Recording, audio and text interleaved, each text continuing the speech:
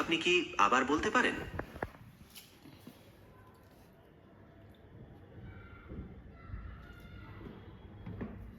তুমি কি আবার বলতে পারবা?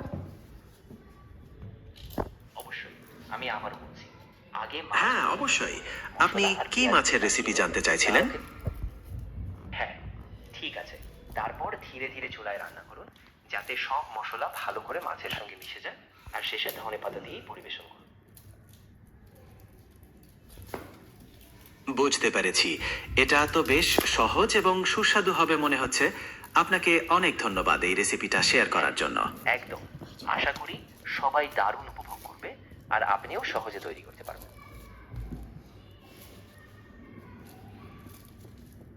একদম। তাহলে এখন আমি যাই।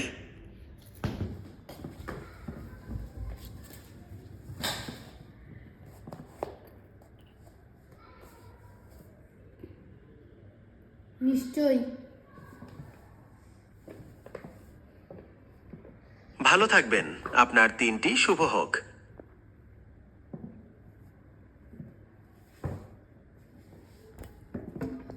আপনি কি ভালো আছেন একজনকে জিজ্ঞেস করো তো। হ্যাঁ, আমি ভালো আমি খুব ভালো আছি, ধন্যবাদ। আশা করি আপনিও ভালো আছেন।